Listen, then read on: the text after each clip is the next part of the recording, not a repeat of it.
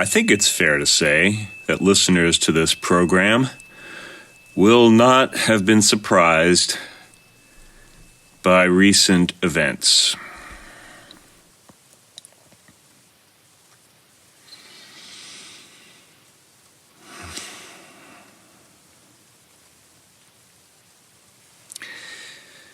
And that should come as consolation to no one.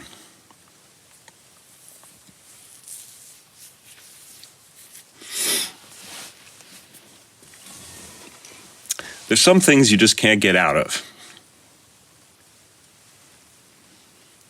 And this war is one of them.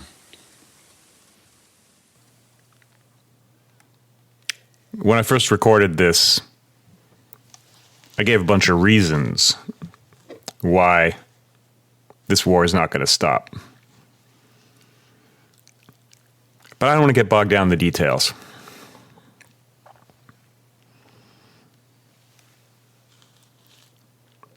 It's extremely clear that extraordinarily powerful forces have been wanting to see this kind of thing happen for a very long time.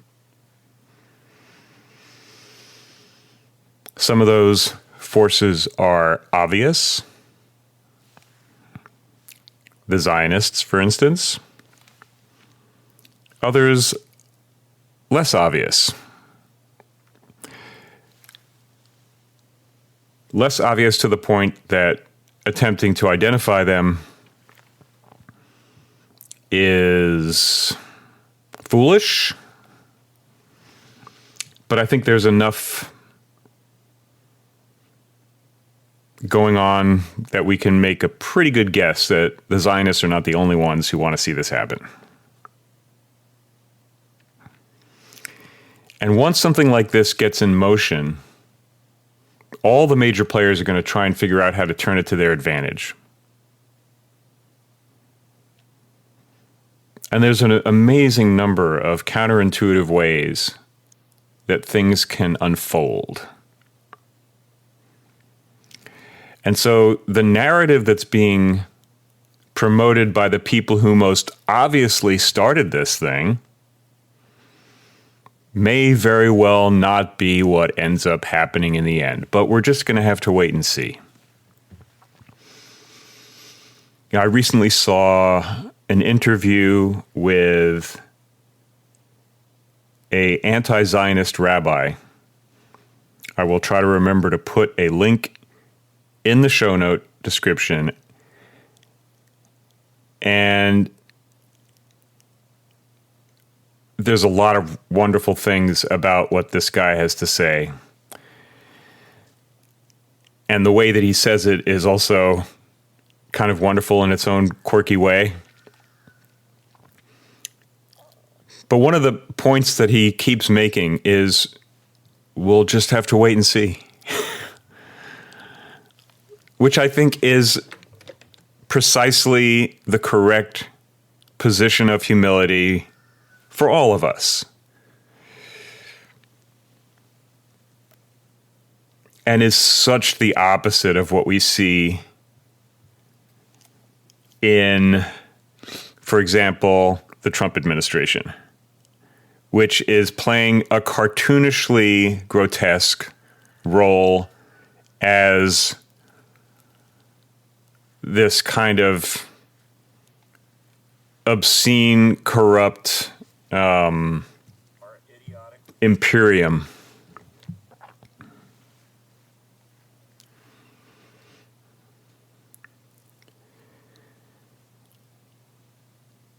Cartoonishly so, to the point that it's very difficult to think of these people as being the ones who are actually calling the shots.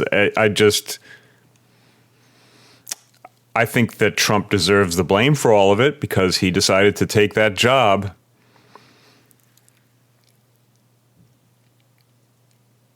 But I have a hard time believing that these are really decisions he's making. And I have had a hard time believing that the president is the one running the show for a very long time. And I think that, every president is extremely aware of of history, particularly when it comes to someone like JFK. But, there's all kinds of games that can be played against the president who doesn't go along with the program. And, there's that story about Obama where during his first national security briefing, he reportedly said that if there weren't bars in the windows, he would have jumped out. I don't know if that's a true story or not, but whether it's true or not, it kind of illustrates what I think we can all reasonably expect would be happening within the White House, regardless of the occupant.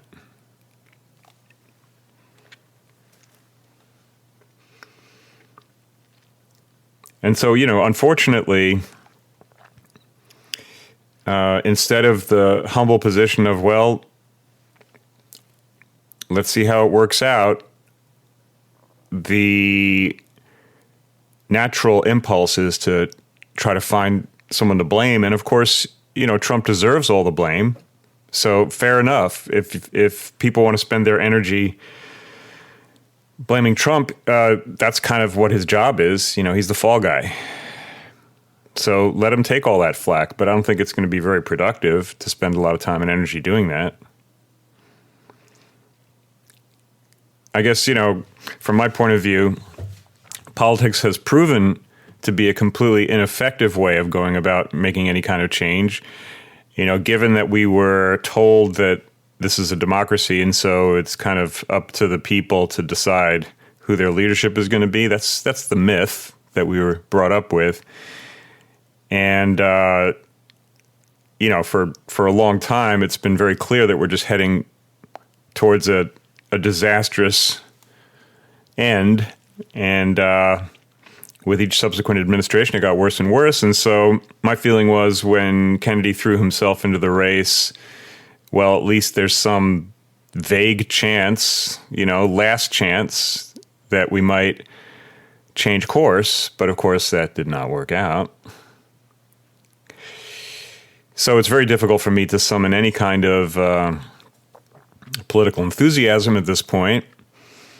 I feel like the rabbi is correct and that the best thing we can do is see how things turn out.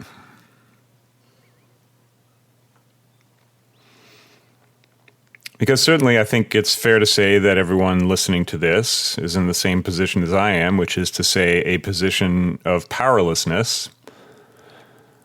In other words, influencing what's going on the world stage is something that we have pretty much a zero chance of doing.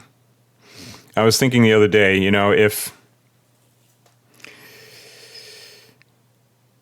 I like to engage on a light level with the various controversies of the day online, on Twitter.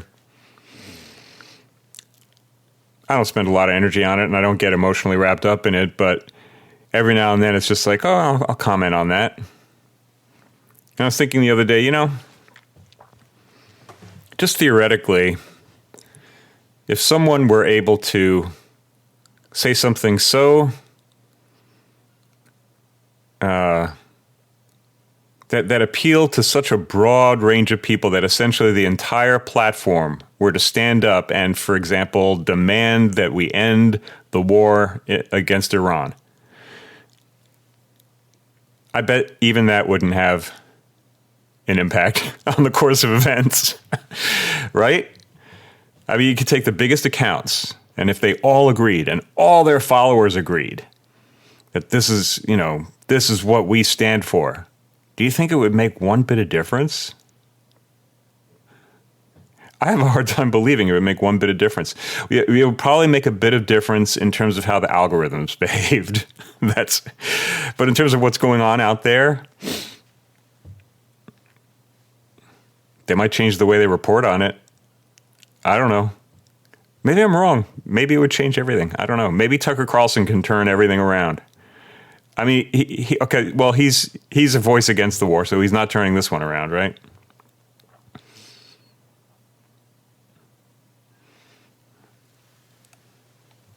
But of course, we don't really know even if he's a voice against the war.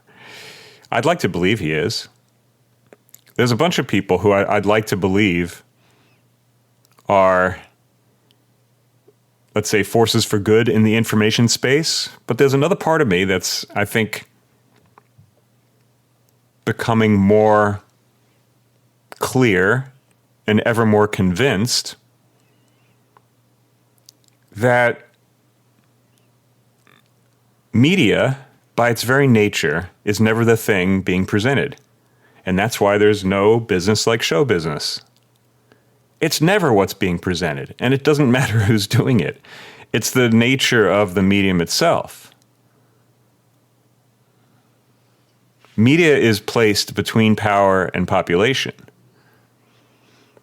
Power places things in media, or at least it opens up a space where something can occupy a place. You know, that's one of the very interesting, kind of sophisticated types of games. Because sometimes it's very useful for power to have something that's apparently a threat to it. And, you know, all of this gets into the realm of speculation. But I do think that Guy Debord was correct in his incredibly interesting and at times hilarious and deeply disturbing book, The Society of the Spectacle, when he says that I should probably find the actual quote, but it's essentially that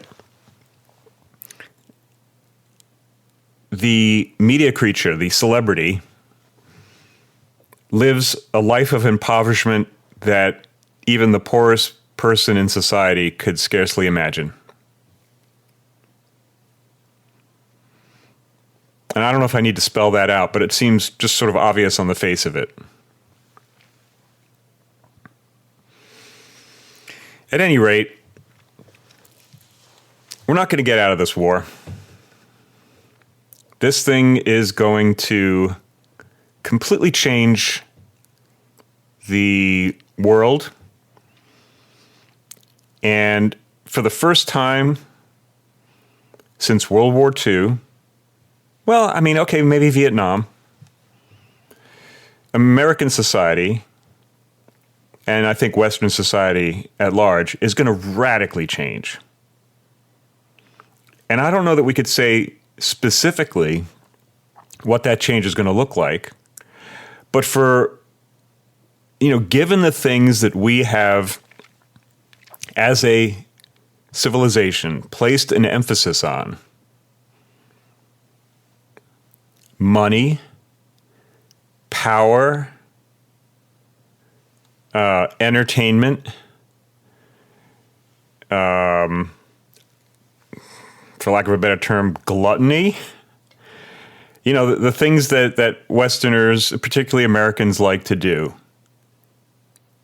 Partying, making money, spending it on all this stuff. Food, drink. I think all of that is going to go bye-bye. Most of it. Maybe it'll be slow. Maybe it'll be fast. I don't know.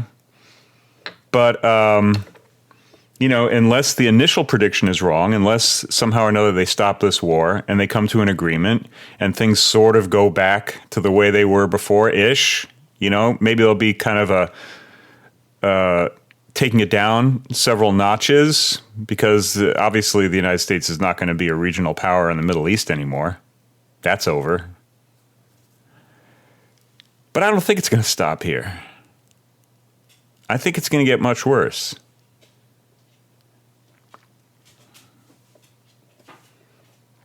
There's just no sign of them stopping on either side.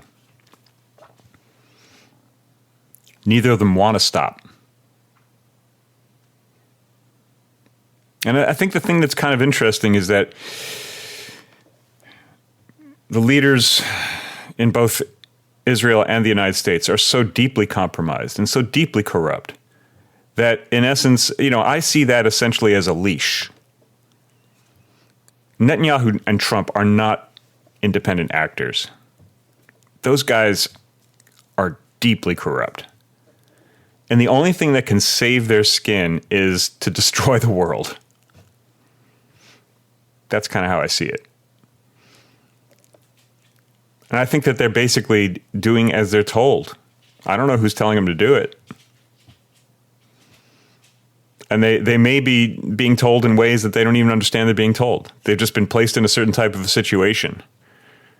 You know, the thing that's really interesting about All the World's a Stage is that if you have a script set up and you're looking for an actor, one will show up to fill that part. It's not hard to find the actor once the role has been written. There's so many people who just want that part. They don't know what they're getting into. Like, you know, when you watch the movie, you see what happened in the finished production, but you don't see what happened behind the scenes. So the actor gets to have a presentation of the part that they're playing. But what had to happen behind the scenes in order to get that performance? In order for the producers to get what they wanted out of that actor? We know there's some pretty gnarly stuff that goes on back there, right? So I'm not saying anything in particular about that. I'm just saying that's the general scheme. That seems to be the way things work. Now let's look at the other side, Iran. Now, I don't know a lot about Iran, but from everything I can gather, it seems that in many respects, they're the exact opposite of the West. In other words, they're not motivated by money and entertainment and distraction and food and all that. You know, I'm sure there are people within the population that are, but the leadership seem to be far more interested in preserving some kind of cultural identity, which is a little bit ironic. And I know there's a lot of tension between the traditional Persian culture and the Islamic overlay that happened when the mullahs took over. So I'm, again, not an expert whatsoever, but it does seem that this is a far more sober and serious society who's way more dedicated to its preservation and has, I think it's fair to say, a far deeper belief in their religious vision and is going to fight for that, not just to gain control over oil production. Let's put it that way. Indeed, they've shown a willingness to destroy the fossil fuel infrastructure in their own region, which they know is going to cause all kinds of trouble for their neighbors and themselves. And they're willing to do that because they see that as the weak spot for the aggressor, the West, Israel, the United States, and Europe. Europe is basically behind this too. And I want to point out too that even though there's a little bit of lip service coming from the so-called opposition in Washington, there is no real serious effort to stop this war, is there? I don't think so. Indeed, I think some people have pointed out that some of the Democrats prior to this most recent attack were actually goading Trump on, like Chuck Schumer apparently. And everyone knows that both parties are the war party. So to hell with politics. It's not going to do a damn bit of good. The question only is, what can we do? And as far as I'm concerned, the rabbi has it right. Let's get clear within ourselves and let's wait and see what happens. Let's not freak out. There's no point. It's not going to do anyone any good. And I think that the thing about tough times is you got to be tough enough to not lose your frickin' mind. And that I think of as the goal for what I'm doing here. Because I don't know that there's any good reason to do any of this except to clarify within myself and to offer whatever clarity that is, and to get whatever reflections back, to refine, because that's how we do it. That's what a dialectic is all about. You take a position on something, you get something back. So you have your thesis, you have the antithesis. Because, basically if people are just agreeing with you, then it's sort of like the same as the thesis that's been presented. The thing that's notable is the antithesis, the thing that comes back is like, hey, have you thought about this? Or no, you're wrong there and that, blah, blah, blah, blah, blah. Then in the dialectic of that, you get the synthesis. People talk about the dialectic as if it were some sort of evil thing. No, it's just an observation on the fundamental nature of how statements interact. It's basically like the physics of memes.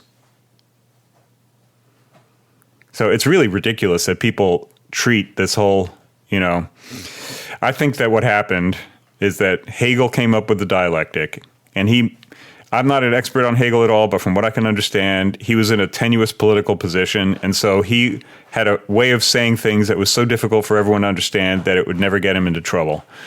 But the essential insight is remarkable.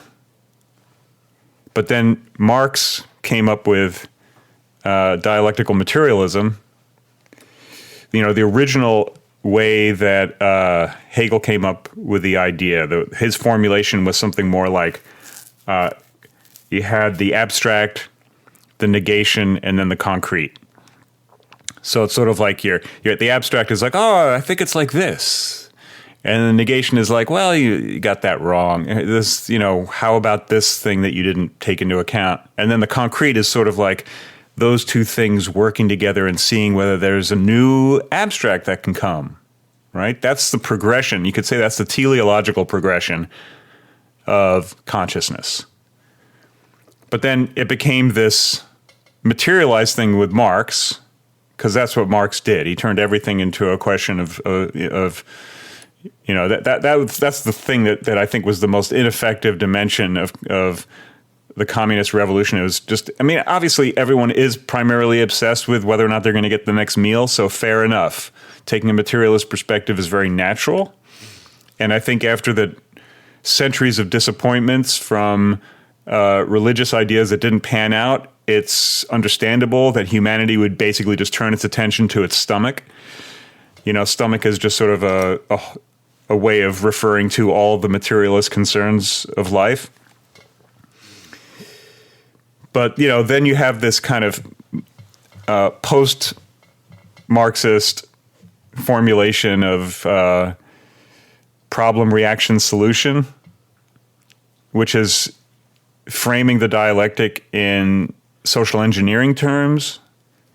And fair enough, it's used that way. It can be used in all kinds of different ways. But I think the initial insight on just the most general level is incredibly profound, and you shouldn't dismiss it just because it's being used as a psychological weapon.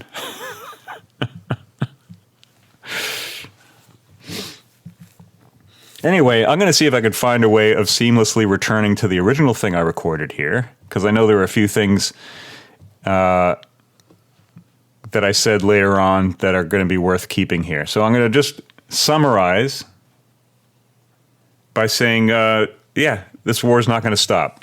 And the reason for that is the multipolar trap. The players of the multipolar trap have control over both parties. The top players. The winners of the multipolar trap game. And I'm just going to call them the Sabbatean Frankists. They're essentially the Epstein class and those above the Epstein class. And it just couldn't be more obvious that they've essentially seized control over the West. And the West is playing the role of an insane, corrupt, and decadent civilization that has really nowhere to go but down, and that anyone in their right mind would want to see it go down, which is not great news for those of us living in the West.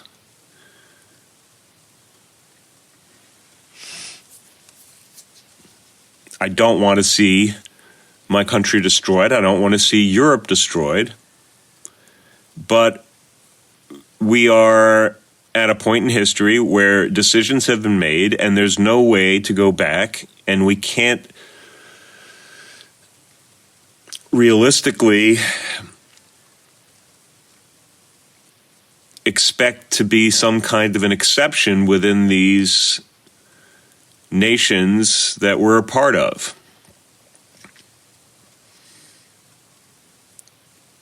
And for those of us who have been trying to warn people about the direction we're heading and to try to have a conversation to bring people to their senses, what it is it's just an absolute tragedy, because it really, were it not for the multipolar trap, this all could be avoided. And the only way to defeat the multipolar trap, which is essentially runaway rule breaking, is to enforce the frickin' rules. But as we all know,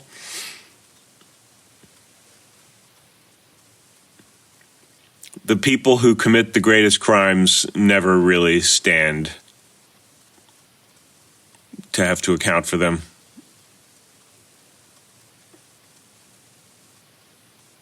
And so it's just been a downward slide, and here we are. We're at the end. That's it. Sorry. Now we have to deal with it. And most of us won't. I mean, we haven't been dealing with it when it was easier. You think people are going to start dealing with it now? I mean, a few will. A few will deal with it better now that there's no way to avoid it. I mean, I guess you probably still have a few more weeks, maybe months. You could sort of avoid it a little bit, perhaps. But not really. It's just going to get worse from here.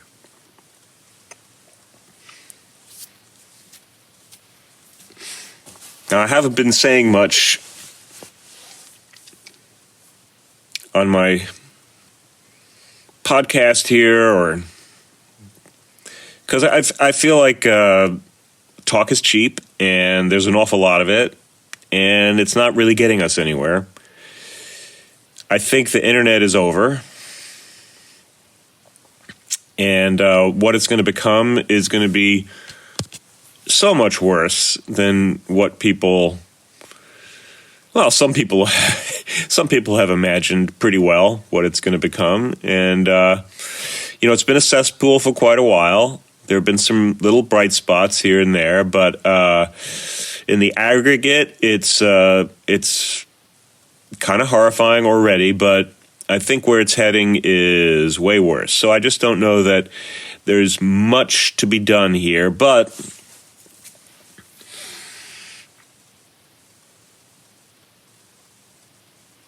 I still think that all we have is the opportunity to get our minds right.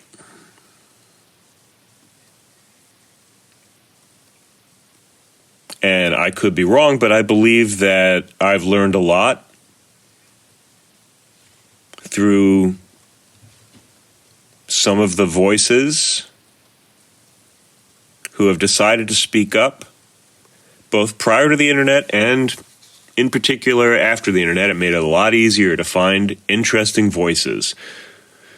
And so participation in that dialogue for the time being, I think it's worth continuing a bit. And so with that in mind, I'm going to open things up to anyone who's interested in actual dialogue. If you would like to have a discussion with a couple of other people, I think I'll make it a small group each time. Contact me, and I will put you on the list. I'm also going to recommend to everyone that they sign up on my Substack, taijireality.substack.com, because I think I'm going to start doing things that are only for people who are subscribed there. I may send out teasers through the podcast, but there's going to be some stuff that is not available to everyone because I don't think that some conversations are for the public. So you can subscribe on Substack for free, and you'll get notices. Some of the posts will be locked. If you cannot afford the few dollars necessary to unlock those posts, contact me and let's have a brief discussion about what you might be able to do, and I'll give you a free pass. How about something like that? Does that sound reasonable?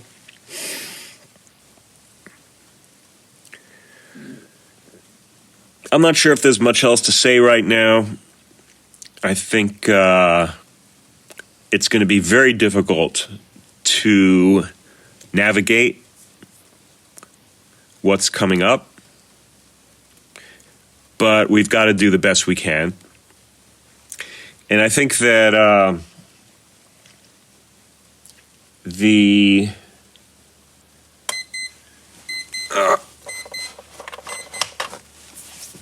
I think the samurai had it right,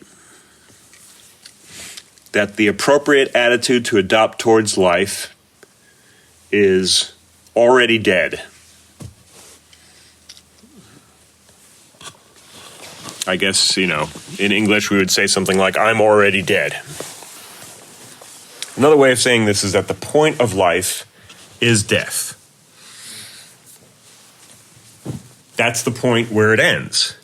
It's literally the point we're heading towards, no matter what we do. And so the goal of life is to die in the best way possible. Does that mean the most comfortable way possible? No, I don't think so. It means putting your death to use. Doing the best thing you possibly can with both your life and your death. To see that as a coherent whole. And to do the best thing possible with it. And with that, I got to get up and do the day. More soon.